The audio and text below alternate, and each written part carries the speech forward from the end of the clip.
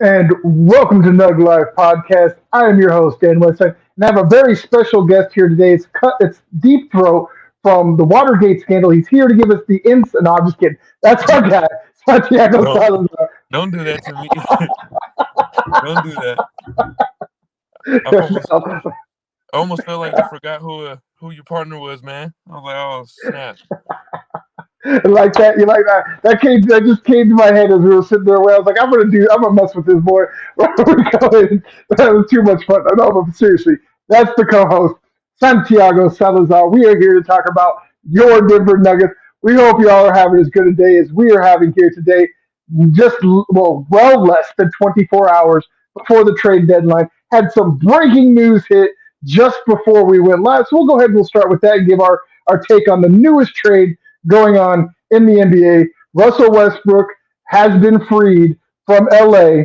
He is going to Utah. The Lakers, the Utah Jazz, and the Minnesota Timberwolves had a three-team trade. They are all swapping point guards. In the deal, the Lakers will acquire D'Angelo Russell, Malik Beasley, and Jared Vanderbilt from the Timberwolves, while Russell Westbrook, Juan Toscano Anderson, and Damian Jones, plus a lightly protected first round pick from the Lakers, are going to Utah. And then Minnesota will acquire Mike Conley Jr. and Nickeil Alexander Walker, as well as some draft picks in return for what they gave up. Your thoughts on the newest blockbuster we got going on today? Well, obviously the headliner is Russ leaving, all the turmoil. I think ever since Kyrie not getting dealt to LA and LeBron coming out and saying, he was so disappointed and not being able to land Kyrie, and I think that left a lot of sour taste, and not just Russell Westbrook, but a lot of other players on that roster. Uh, and another headline is D'Angelo Russell going back to the Lakers. Hopefully, he doesn't rat anybody out on any of their personal life like he did in his first stint. But it's not amazing to me. I'm not surprised about this because Russell Westbrook with the Lakers was never a match made in heaven, especially with a player like LeBron on there who was pretty much the same play style, but 100 times better. Uh, and I'm going to say I feel bad for Russ, but this is a guy, former MVP, who averaged a triple double, and now he's bouncing from team to team. What is this? His third team in 5 years, or fourth team in There's five going to years? be a fourth because it just dropped. Utah is going to buy out Russell Westbrook, so he is going to be a free agent. Man. Now How who about could that? use Russell Westbrook? I think a team like Washington, they was the best uh, match for him just because it was a rebuilding young group. I don't really see a scenario where he's with a contender. We've seen that with the Lakers, and not saying they're a contender, but they're a roster obviously that has championship aspirations. Uh, it doesn't seem like a guy though who fits or meshes with the championship type of team. Yeah, it looks like right now the only team that has any reported interest is the Los Angeles Clippers, actually. So he might not even actually have to leave LA, even though he got traded technically all the way to Salt Lake City. Honestly, and some people might get mad at me for saying this, I wouldn't be mad at him on the Nuggets. They need another scorer, right? They got all the defense that they need. They've all been talking about, oh, we need to trade Bones Highland to get another scorer on the bench. Russ is already playing on the bench in LA. Why not bring him over here? How insane would that be? Two players on your team that averaging a triple double in Nikola Bro, and Westbrook. I mean, and we one all comes know off the bench.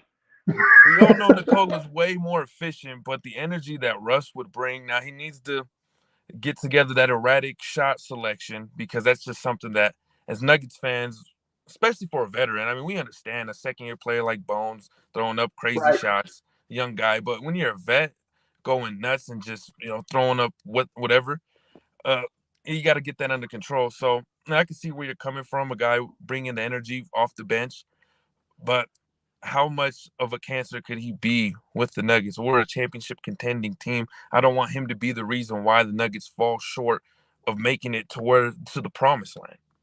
And I think That if is he the does join one issue. the team, he could be that other Will Barton. Like, well, if we didn't have him on the floor, maybe we would have won that game or whatever.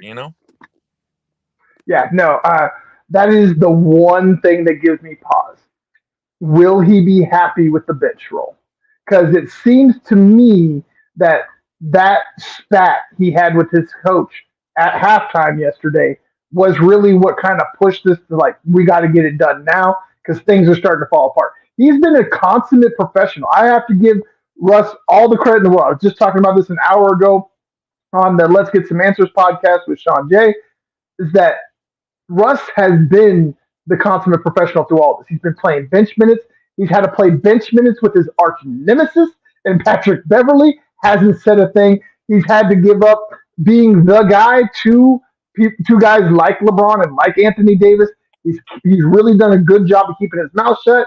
And it just seems like yesterday it boiled over. He had enough, and he's like, "Look, coach, this is how I feel." Coach didn't like it, and now he's somewhere. Right at this point, technically, he's supposed to go into Utah, but like I just said, the reports are they are going to buy him out. They don't want him in their locker room with their rebuilding franchise.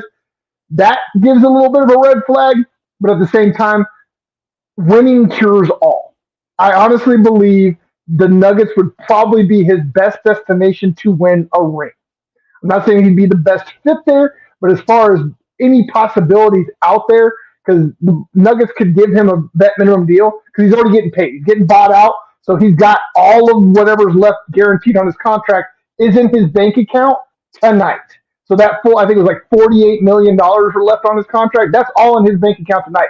So he can come and take a vet minimum deal and just play off the bench if he's okay with that role. But that's only if he's completely understanding that that's what his role is and he accepts it. Now, if he comes to Denver and he thinks he's going to play into a bigger role, that could be a definite problem. That gives me pause. But just the ability of him being able to score off the bench, it's so enticing. You really kind of want to take the risk. But like you said, the chemistry here is so good. The offense is already so good for the most part. They just need a little bit more off of the bench. So do you want to take the risk and make that Russ? Or do you want to maybe get rid of a Bones and bring in like a Nas Reed or a Trent Jr., somebody like that? The possibilities are numerous, and we'll get more into those later. I don't want to go too far down this rabbit hole. Let's go ahead and jump into the fact that the Nuggets completely dominated January. They absolutely went off. So many great moments. What was your favorite? That Orlando game was something special. I mean, the whole month, it's hard to pick something, just how dominant it was. You couldn't have said it any better, but Nikola Jokic hitting that buzzer beater at the end just personified the type of player he is. The last 3 years of what have been arguably the most efficient uh, offensive, whatever you want to call it. Nikola Jokic is just so dominant, and to see him do that at home against a young, up Yeah. and rising Orlando Magic team, he's the guy you want with the ball in his hands at the last couple of seconds. And we got multiple guys with Jamal, and it's just you want your MVP to be that clutch. He's not a choker, and he obviously proved that to us with that Orlando game. Yes, I agree. I'm 100% there with you. That moment, that right there, I believe is the solidification of his third consecutive MVP. Like, I don't know why people are still debating this at this point. I don't care that he's won two in a row. If it's the fact that he wins 20 in a row, it doesn't matter. As long as he's still the best player in the league, he deserves to be recognized as the best player in the league. Period. And he's even on. It's even got to the point where the whole argument was, "Oh, he can't be an MVP if he's not on the best team in the league." Well, now he's on the best team in the league, but yet y'all are still trying to make an argument that he doesn't deserve the MVP. It makes no sense to me. So, I'm again not going down that rabbit hole, but there is another rabbit hole I definitely want to dive down because everything was kosher, everything was looking great all the way through December. January hit, and now all of a sudden, busy ain't busy no more. What? Mm. Where did it go wrong with Busy Bones, man? See, that's the thing. When you brought up Russell Westbrook and bringing him in, you don't ever fix anything that's not broken. But that's the only piece I think that is broken for the Nuggets is Bones Highland. We were all talking about how this guy can potentially be sixth man of the year coming off the arguably the best team in the NBA, the most highest paced team in the NBA, off the bench and bringing the energy. But there's just been too much inconsistency. And if the Nuggets weren't as dominant as they were being the best team in the Western Conference for this long, I think they would have had a little bit more tolerance. But now the Nuggets have leaped to that next step. the window was wide open for a Larry O'Brien trophy to come to the Mile High City. I think that Yes. tolerance has lowered itself, and Bones Highland can be on the way out. He's in his second year. I know that was our excuse for him, but at the same time, you saw what Jordan Poole did for the Golden State Warriors. He's a second-year player. And there should be no excuse. And even if there is, you need him to show up when it matters, at least when he's getting minutes. And Christian Brown has looked more of a guy who is taking more advantage of his minutes than Bones Highland has. Yeah, I agree, and I'm glad that you brought up Christian Brown because it's a great example of what Malone looks for to give a young player minutes. He plays defense. Where it went wrong is Busy stopped playing defense, but yet was still jacking up stupid shots. It wasn't just that he was, taking bad shots or not making the extra. He was jacking up just plain stupid shots and then not going back down on the other end and playing defense. And if you're on a Mike Malone team, defense is non-negotiable, especially this team. This team plays D. Period. And January, that's where the switch that flipped, that really took this team from being really good to great, is they now play defense from the opening tip off until the end. And we lost Santiago there for a second. Oh, there he is. Hey, let me give you a second there, man. I know the whole audience sees me in my car real quick. The electrician just left, though. That's why I'm in Oh, my you car. guys been Little cave. Yeah, so let me go give me a better background, go set up my laptop in there, and I'll be right back with you guys. all right, perfect. We'll see you in just a second. I'll just keep talking. Just All right, so as you see, this is what happens when you have a small production. Things go crazy. He had an electrician coming in, so you got to wait for him to go. But now we're going to get him back where we can actually see him, and he's no longer just kind of hiding there in the shadows. So, but back to what I was saying about how that's where things changed. That's where things moved. Was that Busy stopped getting busy on both ends. He just decided he was the only one that could score, so he was just going to score, and then whatever happened on the other end happened, and he'd wait for the ball to come back to the offensive end. And Christian Brown is the guy that's come in, and he is a dog. He plays defense. He's learning how to finish a lot more. So that's the differentiation between when a young player gets trusted and when they don't, when they're in a Michael Malone system. Is if you don't play defense, you don't play, period. So next off, I'm gonna go ahead and give y'all my player of the month that's not named Jokic. I did put that stipulation in there because it's just too easy. The man is averaging a triple double. Again, let me say that again. Nikola Jokic is averaging a triple double. That's stupid, guys, especially for a center. So, with that caveat being put out there, my player of the month, and I'm probably going to steal this from Santiago. We'll see when he gets back, but I'm going to give it to Jamal Murray. Jamal Murray has really started to turn it on. He has 3 consecutive 30-plus point games. His last game out, he dropped a 40 burger. The bubble blue arrow is back, and he is looking even better than he did before the injury. There is a newly revived sense of hunger, sense of gratitude for playing the game. He looks like he's having fun out there, and he is dominating in every facet of the game. The man had his first triple double a couple of weeks ago. He had another double double the other night. I mean, the man just scores. His college coach, Coach C, said it best. He is, if not one of the best scorers to have ever left Kentucky and has ever entered the NBA. Jamal Murray can score at all levels. He can make the ridiculous fadeaways. He can do the hook shots. He can finish at the rim. He can dunk it with the best of them. And his range is limitless. He can hit from practically anywhere at any time. And when he gets hot, he'll hit literally from anywhere. Just think back a few months ago to what him and Dame Lillard did. in that game that we always talk about, where then Jamal Murray was able to close it out, the Nugget, and hit the game winner with just a matter of seconds left, but just going back and forth with Lillard. That was an occasional thing we saw with Jamal Murray up until January. Up until January, he was kind of timid at times. There's times you worried about his conditioning. Was he really at the top of his game? But now there's no questions. I mean, and the craziest thing is I still don't think he's a full 100%. I think this is like 85% at max Jamal Murray, and when it comes to health, I still don't think he's 100%. He's getting there. He's getting closer and closer, and I love the way that the Nuggets have used him, kept him out on back to backs and things of that nature to make sure that he is healthy for the stretch run and when it matters in the playoffs.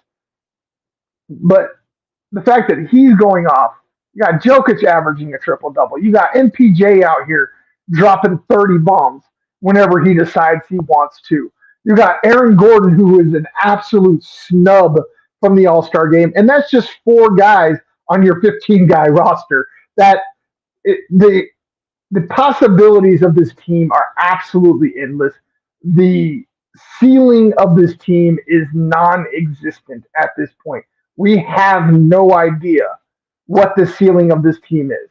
We know the floor is a very good team that's going to make a deep playoff run, but the ceiling of this team is potential dynasty. This is not just a team that is built to win one championship and then be tore apart.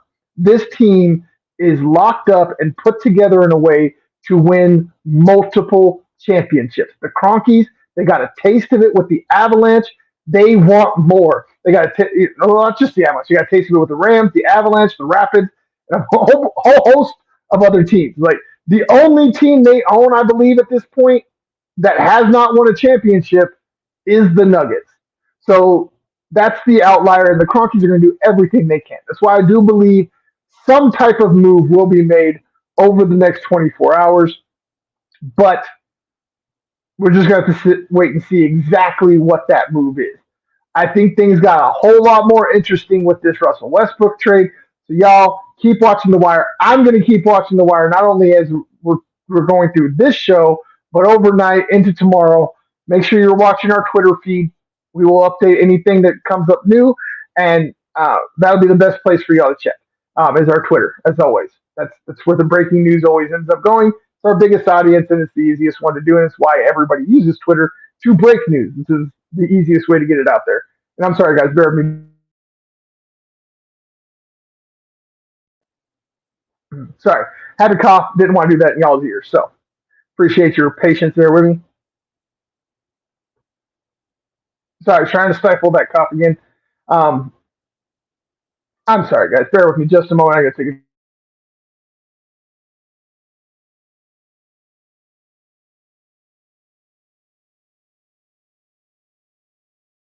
oh, all right.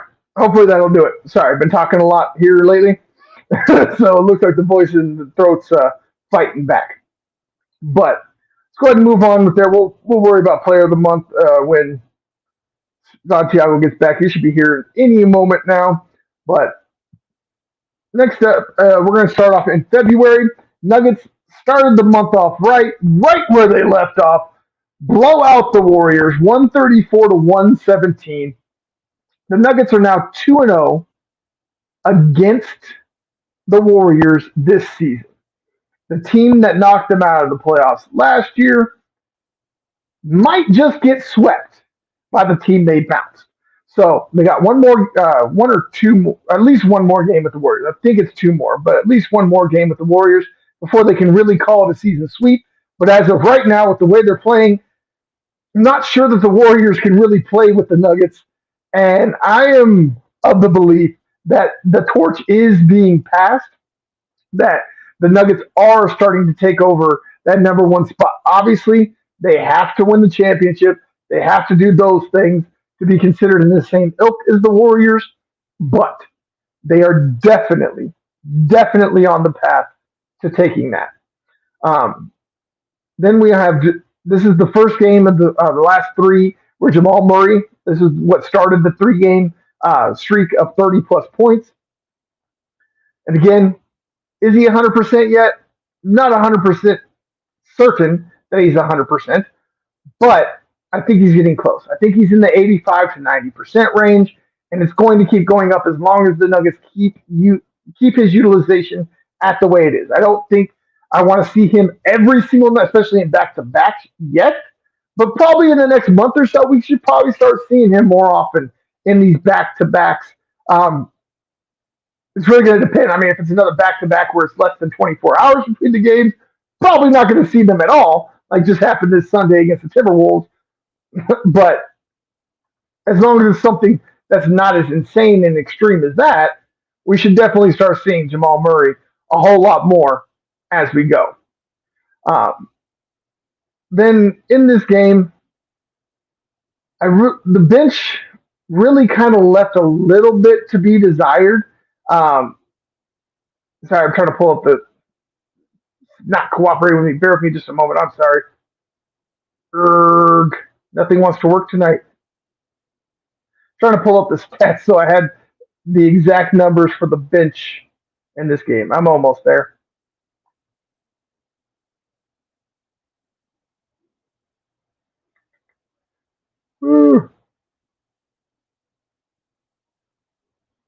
Sorry, guys. I know dead air. It's terrible, but I'm trying. There we go. We're almost there. Just one more page to load. And you wouldn't believe I had gig internet at this freaking rate. All right. So, yes. Well, you did get 17 points. I thought this is what I thought. I just wanted to make sure. I knew it was one of the Browns. I wanted to verify which Brown. But Bruce Brown was able to put in 30 minutes, 17 points off the bench. But only two other players, Christian Brown and Zeke Naji, put up anything in the stat line, and they each topped out at 5 points. Um, Christian Brown also added in 5 rebounds, 3 assists, and 2 steals. Zeke Naji had 3 rebounds and a steal. So they were able to put in something, but no, this is definitely not enough from your bench. I know they won. I know, and there's that guy. I know this guy a little bit. This is Santiago. You can Does actually it see his face now. look more visible now, huh? Oh yeah, definitely. We can see your face now. You know, your eyeballs and stuff. We know you're not trying to like hide things. I'm There's trying to live in my psychology. car. Right. Yeah. But while you were gone, I went over player of the month for me was Jamal Murray in January. And also I answered, has the torch been passed from the Warriors to the Nuggets? I say yes. So what's your answer to those two questions? I think Jamal getting an All Star can change a lot. I don't know what the hate is on the Nuggets with the national attention. I know Bro, Nikola has been amazing, but if you got the best team in the Western Conference, the way the Nuggets have been dominating the league, you need to at least have two All Stars. And if it's either Jamal Murray or Aaron Gordon, and the disrespect of the Nuggets is just yeah. completely insane. But to say that to pass the torch to the Nuggets, I'm in full agreement with that because what is Nikola, 26, 27? He's set to have Hmm. prime years for another 5 to 10. And it's just going to be unbelievable the numbers he's going to have once he retires. And the game today caters to his playing ability. Everyone's so excited about LeBron breaking Kareem Abdul-Jabbar's points record, but the records that Nikola Jokic is going to have by the time he hangs it up is just going to be, you know, unheard of, unspeakable. Absolutely, absolutely agree. This is insane. This is something that people I don't think enough people realize. The oldest starter for the Nuggets is Contavious Caldwell Pope at 29 years old. So that's something special. No other starter, yeah, no other starter is older than 27, and that's It's Nikola and AG. the recipe of a championship pedigree team is having youth. Jamal's still only 25, bro. I feel like he's been in the league for 10 years. Those Kentucky guys, man, a lot of those one and dones, Jamal, Hmm. Devin Booker, Anthony Davis, those guys have been in the league, what feels like 10 years, an eternity, and they're not even in their Gosh, 30s yet. yeah. Michael Porter Jr. is 24. I know I've said this a million times, but I think people need to really be reminded enough of it. They're all locked up long term. Every one of them. They all got their bag. So this team is not just set up to win a championship; it's set up to be a potential dynasty. That's how I feel. We got to get that first chip, and that window's wide open, man. Yes, It was just laughable when John Morant was like, no one in the West worries me. Man, I promise you, put the Grizzlies against the Sacramento Kings in a 7-game series, and I'm taking baby Jokic, Demonis Sabonis to run that team up and down the court. With De'Aaron Fox, I mean, yeah, the Grizzlies, they had their little I'm moment, not mad at it. but Shannon Sharp, a Denver Bronco great, and just a Denver great in general, had to humble the Grizzlies. And it wasn't even really on the court. Well, technically, it was on the court. He was courtside, and he humbled them real quick. Real, real quick. Okay, another question I answered. Like to get your viewpoint on it is, Jamal 3 straight games, 30 plus, just dropped a 40 burger in his last start. Can you say he is finally 100%? I say he's more 85, 90, but what do you say? I'll go in that range, 85, 90, because there's just more to be seen of him. The How is it scoring not stretch terrifying? the scoring stretch that he went on towards the end of January and the beginning of February was just that old Jamal from the bubble. And I know everyone was saying, "Oh, that was just bubble Jamal." No, that's Jamal Murray in general. An elite scorer, the same guy John Calipari said is the best scorer he's ever coached, and to have that guy as Nikola Jokic's Batman is exactly what the Nuggets need. And just to your point, he's only 25 years old, and he had that ACL injury just at the right time of his career. If you ever want to have an injury like that, Right. No, but I'm right with you. Go ahead. the Sorry, I the, wasn't trying to cut you off. the fact that you have Aaron Gordon, Michael Porter Jr., guys who, and it's not just Jamal Murray, it's other guys on this team that can affect the outcome of the score any given night. Now I know we lost by 30 against the Minnesota Timberwolves, but they handed them right back once everyone was healthy. You see the And there was four confidence of this starters team. missing. Yeah, 4 of them. And I know the Nuggets have fallen to the deep depths of load management and the dark side of load management that we all in today's modern sports are not much fans of. But what are the only teams that really do load management? It's old teams, it's championship teams. And the Nuggets are not an old team, they're a championship team. Yeah, and also on that point is like 20 less than 20, like we were talking about the Minnesota Timberwolves on Sunday, less than 24 hours between games. Like that's not load management, that's just smart management to me. Like I don't see what the Nuggets do the same as say the Clippers with Kawhi Leonard. Like their guy will be 100% and still on the bench.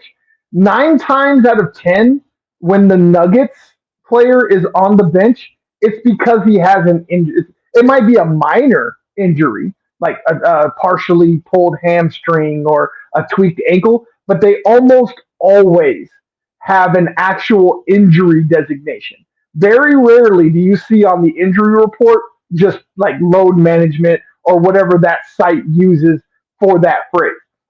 That's a very, very rare occurrence. And pretty much the only time that's happened this season has been for Jamal Murray and MPJ, who are both coming off year-long injuries. So I view that as different than like say the Clippers and Kawhi Leonard, where Kawhi can be 100% healthy, no pain, no matter, no nothing, but yet still in street clothes on the bench because load management. Like that definitely, that's the dark side. I don't think we're quite there yet. We could possibly get there, but I don't think we're quite there yet.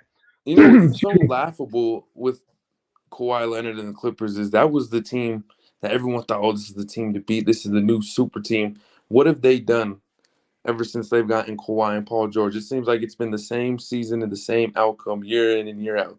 The same old tale. These guys are never playing on the court together. It seems like they're always sitting on the bench. And this was supposed to be the team that, as Patrick Beverly said once they acquired Paul George and Kawhi Leonard together, I just won a championship right before the season even started. And Pat Beverly is what now on his second team since then. He's bouncing around on Mr. I won the finals after winning a playing game. Hey, come on now. Come on. He had us all bamboozled and fooled. Yeah, 100% with you on there. So since we are talking about our guys doing great things, very next game, Nuggets versus the Hawks. Nuggets go out, get the dub, despite the fact that there were some question marks. Jokic dealing with a hamstring. Murray was dealing with some ailments. MPJ had an ankle issue. The list went on for this game, but yet every single guy stepped up, played, and even with a partially torn hamstring, Nico still went out there, got a triple dub. Is it finally safe to say it is a one horse race for the MVP? Like, is there really anybody else that has a true legitimate shot in your eyes? It was Jason Tatum for a little while, but the Boston Celtics, you're talking about most valuable player. Uh, the Nuggets, they have a most valuable player. The Celtics, not saying that the Nuggets don't play by committee, but I feel this Boston Celtics play a little bit more by committee with Jaylen Brown and Jason Tatum. And it's just Nikola Jokic, when he's not on the floor, this Denver Nuggets team looks completely different. And it's just you're talking about most valuable. Luka is in that conversation, but now they just acquired Kyrie Irving, so that might change the outcome and the narrative of Luka Doncic being the most valuable player this year. I think it's a runaway. I know I was playing devil's advocate at the beginning of the year, saying, Nikola, I don't know about 3 times because there's only been 3 other players in NBA history to do 3 MVPs in a row. That's Wilt Chamberlain, Larry Bird, and there's another one. It's I almost forget the other unheard one of. too. I want to It's say MJ, but I'm not sure.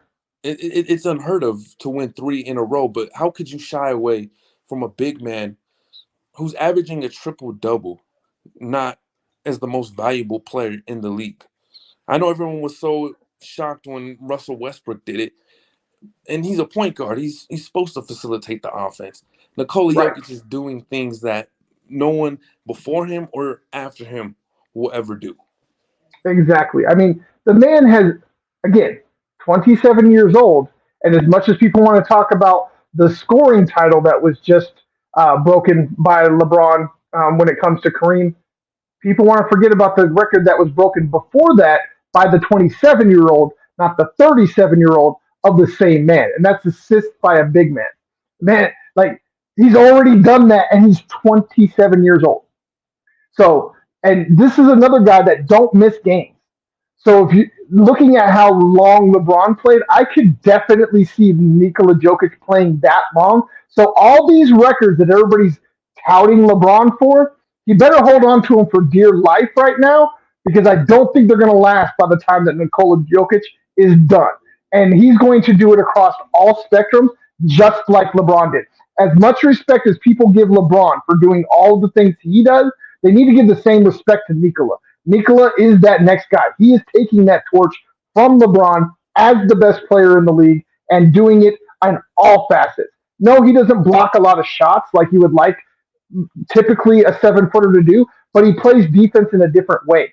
His hands they remind me of a Draymond Green. Like he is ridiculous with his hands. They're so quick, they're so fast, and so accurate. Very rarely does he get like a reach in foul or anything of that nature when he's knocking balls away. It's almost always a clean steal, a clean knock, whatever the case may be. So say what you want to say about the fact that he doesn't do some of the things that you typically expect from a center or from a five.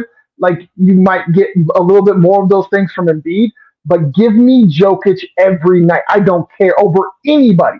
At this point, I am literally saying anybody. I don't care who you want to bring up to the table. I will take Jokic every single night. Yeah, not to take away the greatness of LeBron James, but let's be real. He is kind of a stat pattern. He likes to chase Yes, those points. He was 36 points away from breaking Kareem's record. You're not going to tell me that he had 37 on his mind the whole night last night. Nikola, when he walks into a game, it just is so effortless. Like he's just gonna rack up statistics. He's gonna rack up the stat line and the box score without even trying. He's just out there trying to make his teammates better, and it just so happens to show up in the box score. I feel like even on nights when agreed. he's having those 11, 10, and 8 to an average player, that's what a hell of a game, probably a career game to him. It's just another night. So he affects the game in so many ways without even trying. I feel the only thing that matters in Nikola Yeah, is the win. yeah, I'm 100% there with you. And how about the fact of I'm sorry, maybe maybe I'm a little bit of a curmudgeon. Maybe I'm too old for this crap. But how do you celebrate like that when you're losing?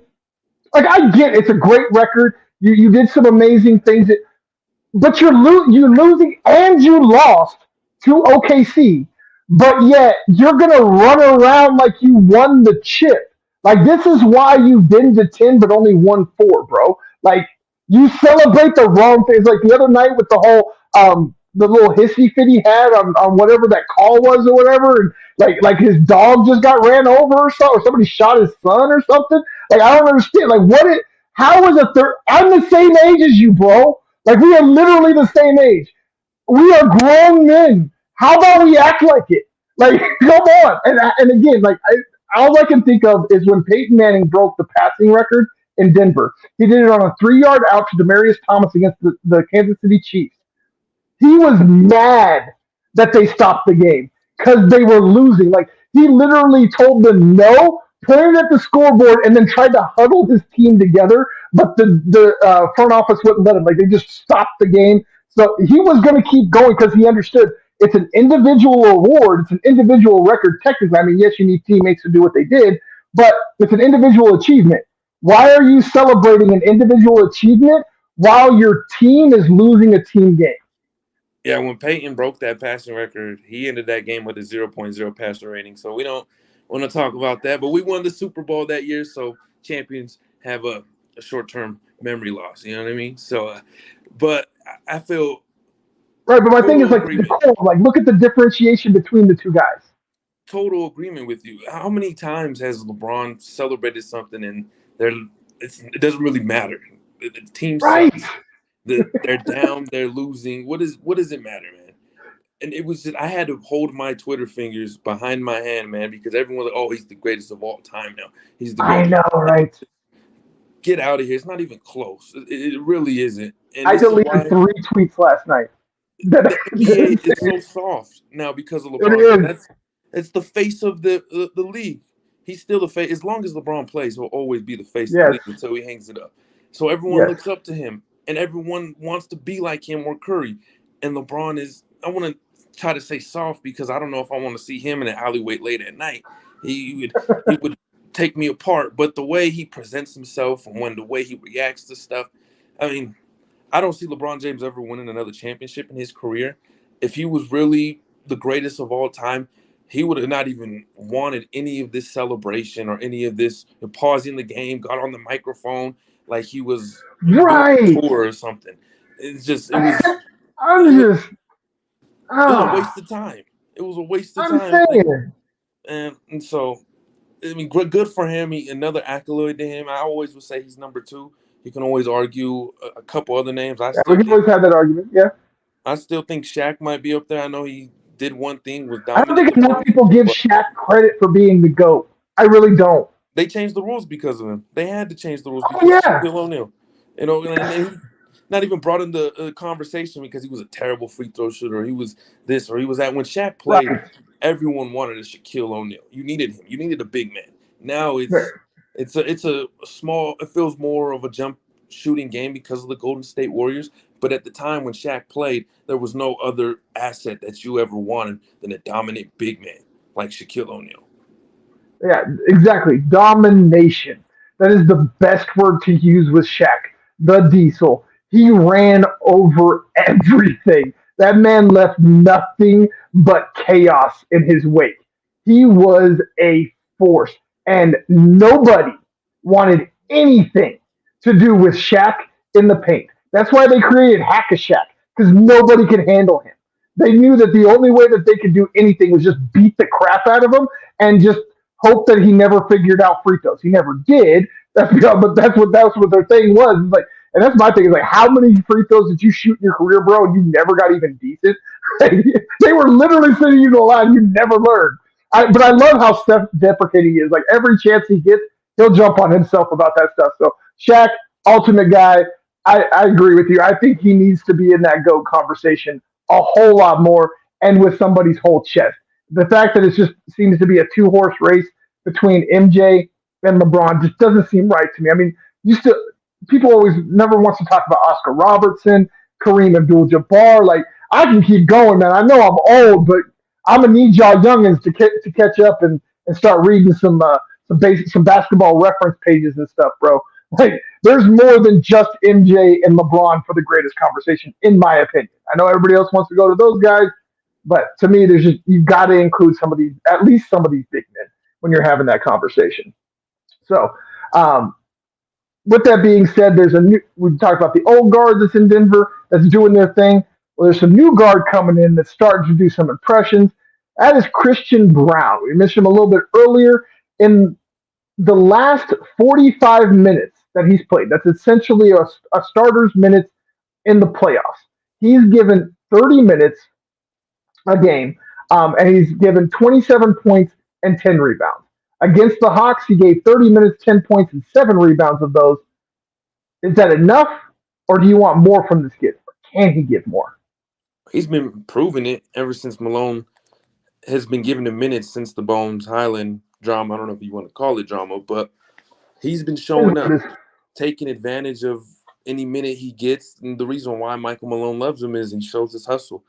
And he can knock down some shots. He's shown that he can knock them down. Even though his percentages don't show or they're not the prettiest, when you need him to get a bucket, he will knock it down. He's so athletic. He's, I think, the perfect comparison to Alex Caruso.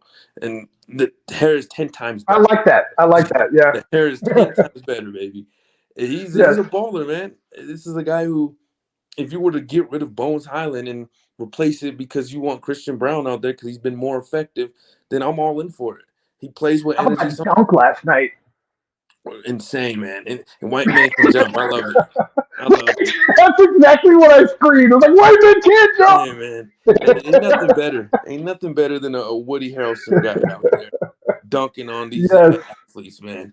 He's unbelievable. He's unbelievable. I love every bit about his game. He's a humble kid. He comes from a championship background last year at Kansas, going and winning the NCAA championship. This is a guy who you want on your team, especially with the Nuggets, who are not pretenders. They're contenders completely. Yes, 100%. I just love the fact that he's proving us right. That we told you all this. The moment he got drafted, we told y'all this is more than likely the way it was going to go. He was going to start off on the bench, getting small minutes, but that defense that he plays would end up giving Malone the trust in him to give him more minutes. And once he got more minutes, we would see exactly what he has to offer. And again, who would not take the starting minutes and the starting slash line of 27 points, 10 rebounds, and 5 assists? That's 5 assists away from a triple-double. And he's a rookie. Yeah, he's proven he can play with the first unit, the second unit. He's building chemistry with, it seems like, almost every player on this team. And better yet, he's building chemistry with Nikola Jokic. You see how much Michael Malone loves Christian Brown, and he will be here for years to come. Yes, because he's a cutter. What is the one thing that Jokic is always looking for? It's why AG's so good with him on the floor. It's why Bruce Brown is so good and KCP, because they cut to the basket. They're always moving.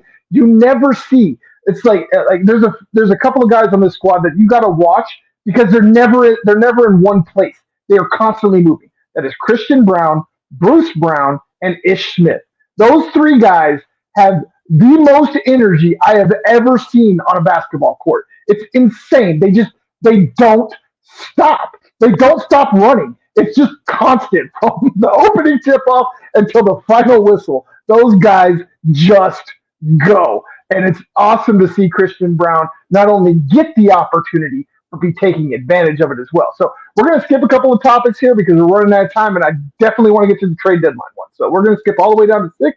Trade deadline primer. I've given my thoughts earlier, and I'll bring a little bit of fire. I left the fire for this show, but I want to get your thoughts. First topic. I know you know where I'm going. Thoughts on the Kyrie trade? I brought it up a little earlier. We were talking about MVPs, and that just takes, I think, Luka completely out of the, not completely, but it doesn't help him. It doesn't help his argument. That's a storyline I don't think enough people are talking about.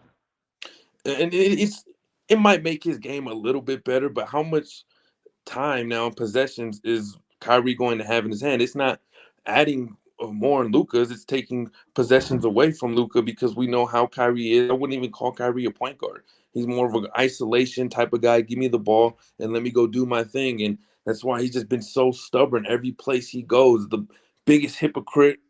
There's some things I don't want to say about Kyrie Irving. He's he's down that path, and I don't want to be too controversial. But how many stops has he gone to and said, "Yeah, I don't want to leave here. This is the place I want to be. I want to play with my guy." And what is the first thing he does when Kevin Durant is sidelined for 2 to 4 weeks? He instantly requests a trade after he's been going nuts, balling. I mean, the basketball talent is bar none. There's no argument against that. He's at 6'1", a guy who's probably legitimately one of the best scorers at that size, other than Allen Iverson. They say Steph Curry's 6'3". I think that's a lie. I, Why? I'm 100% with you. There's no way. There's no way he's 6 foot. Maybe in basketball shoes, but I don't. He's a small guy, With those little the little things, the inserts that make you taller. Yeah, maybe. and then when he has an afro, maybe he's 6'3". He'll give it to me. There you go. There you go. That's, There's where the 3 inches come from. The pro. that's where they come from, man. But Kyrie is an unbelievable player. It's just his attitude that ruins the chemistry in every stop that he goes to. It's going to take possessions out of Luka's hand, and see how far the Mavericks can go. Though it might be a recipe made in heaven or a recipe set up for disaster. Yeah, it's like I said earlier. I do believe simply for one reason and one reason only. It's a contract year. Kyrie will be on his P's and Q's for the rest of the season because he wants that bag. Now, once he gets the bag, it's going to be back to the anti-Semitic, flat earther POS that nobody wants to hear from. I'm not afraid of controversy. I don't care. I'm glad you said it. I'm glad I, you said it because I love this thing, so I can do that this. was the phrase that I was going to say. No, no, you're good. I got you, brother. I got you. I got this. I'm so glad you said But it. yeah, no, it's going to happen. It's always started well wherever Kyrie went. It started great in Cleveland. They won a championship. Started great in Boston. They almost won a championship. Started great in Brooklyn, and then it always goes bad. Once he gets paid, once he gets that extension, he loses his freaking mind. I don't understand it. Like, yes, is he essentially the and one mixtape tour on an NBA court? Yeah, he is. I will give him all the credit in the world when it comes to talent on the court. But it's the stupidity, the abject retardation off of the field, off of the court, that I cannot deal with. And I am so happy. I said it on Twitter the moment it was made. I am so happy that the Western town that starts with a D, it was Dallas and not Denver that man ended up at. I told you I was gonna bring fire. I'm not done yet. I cannot stand this dude. I'm sorry. I gotta keep that. I want to watch him. I want to enjoy his game because it's an enjoyable game to watch.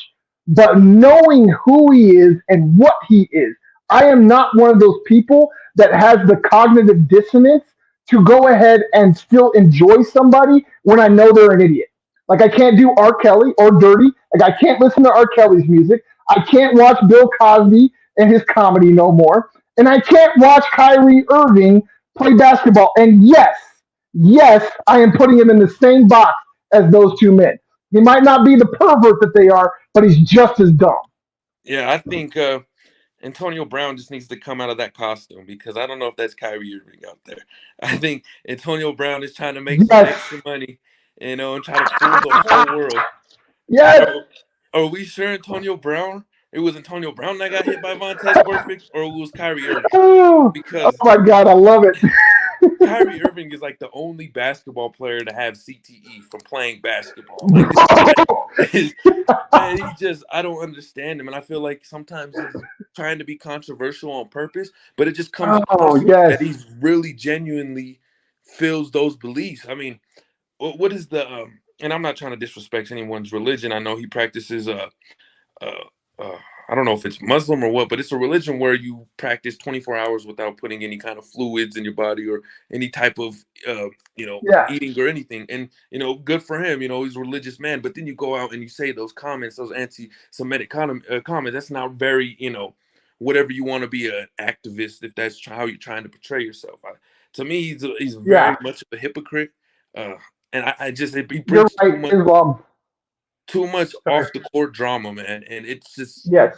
it's very unnecessary for a team that's trying to chase a championship. And it was turmoil from the Nets as soon as he started the COVID mandate holdout or whatever it was called. And then they try to get James Harden like that's going to fix anything. You have three of the most toxic players on the same team. And can you believe the Brooklyn Nets? Kevin Durant, Kyrie Irving, and James Harden. All now, James Harden is just a selfish, we all know me type of guy. I don't know if he's ever had any bad off the court drama as much as Kyrie Irving. We already know Kevin Durant, the biggest snake in NBA history. But I don't even know if those guys come close to what Kyrie Irving has portrayed himself to be. I'm 100% with you. Like, I mean, it's insane the things that he latches onto. He's anti-Semitic, anti-vaxxer, flat earther. Like these are things that peasants in the medieval times who couldn't read didn't believe. Like, did you like people did not realize flat earther theory did not come about until the 20th century. People that could not read knew that the earth was round. Okay? Like I don't understand how you can have any of these stances in 2023. These are things that people that thought that a freaking T Rex head was a cyclops, or no, my bad, a mammoth was a cyclops and a T Rex was a dragon. Like that's what they thought those things, but at least they knew the Earth was round. Like, but this guy believes the Earth's flat, but dragons are fake. Like, I would rather have it the other way around. I'd rather him be out here believing the dragons are real than try and tell people that, because at least then you could be like, oh, he's just being fantastical. He's a grown kid. Like, no. Now, with what he is, he's just dumb. He's just dumb. He is not intellectual. I am so over people trying to say he's a free thinker, he's an intellectual. You just don't no, I understand him perfectly. He's a moron. Period. He's just dumb. I made the comp and the comparison to him to Allen Iverson, but I think more of his comparison is to Christopher Columbus, just an idiot explorer who thought he ended up one place and was never there, and he accidentally found something on it. I feel like Kyrie Irving's on accident became a great basketball player, and now we got to showcase this guy in the spotlight. I liked Kyrie, honestly did, until he started, whatever the hell, going nuts, and he was better off. I know they had the thing with shut up and dribble, and I'm not saying that, but maybe this guy should just shut up. Period. Shut up. Period. And if you got something to say, go. It sounds like you need a psychiatrist. Yeah, I want to be absolutely clear. We are not telling him to shut up and dribble. We're telling him to stop saying stupid crap. Yeah. Stop saying the most idiotic thing that comes to your mind. That's all we're saying. Like, if you want to have opinions and those are great. Just don't say stupid stuff. And then when people say that you said something stupid, just be like, "Oh, you don't. I'm just on another level than you." No, bro, you're like 15 levels below the dirt when it comes to intelligence. Like, are we talking about Kyrie Irving or are we talking about Kanye West? Because I think we're going down that path. They're pretty much one and the same person at this point. At least I will give Kyrie. At least he didn't go on Alex Jones' show and make Alex Jones look like he's sane. That's the one thing I can give Kyrie. He didn't make Alex Jones look like a sane individual. That's the one thing Kanye's got on Kyrie. But I think we went far enough down this rabbit hole. Let's get into some better things. Let's talk about the trade deadline and some other things that might happen. We've already talked about the Russell Westbrook trade, the Kyrie trade. There's a whole bunch out there rumored. Some of them involve the Nuggets, as we stated, and Busy Bones.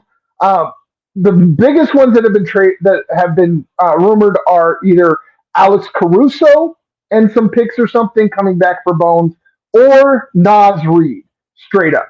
Do you like either, neither, or you got some other ideas? I like the Nas Reed just because he's what Zeke Naji is, just with more physicality. He's a strong three-way scorer, hit the three.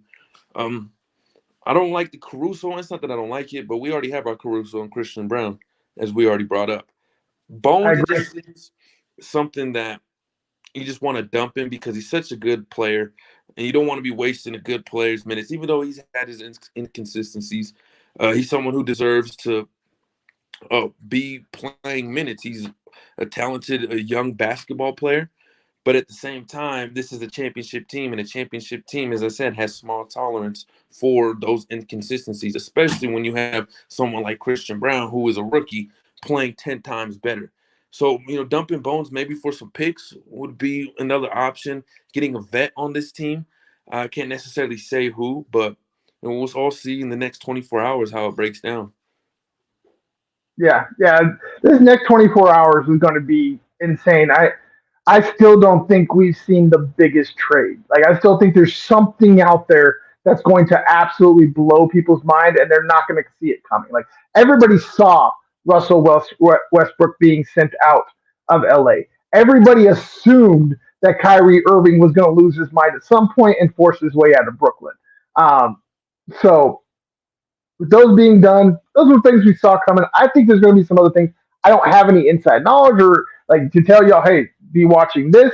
But there's always seemingly one trade that happens every trade deadline that nobody saw coming, that nobody, not even a Woj, was able to go out and find out about it. So this next 24, well, less than 24 hours at this point. I think we're at like, let's see, roughly about 16 hours, something around there, until the trade deadline. So it's going to happen fast. This whole night's going to be insane. I got a feeling I'm going to be up late tonight, checking the wire, getting up as early as possible tomorrow. After that, checking the waiver wire again. Like I told y'all earlier, make sure you're checking the Twitter. That's where all the breaking news will come.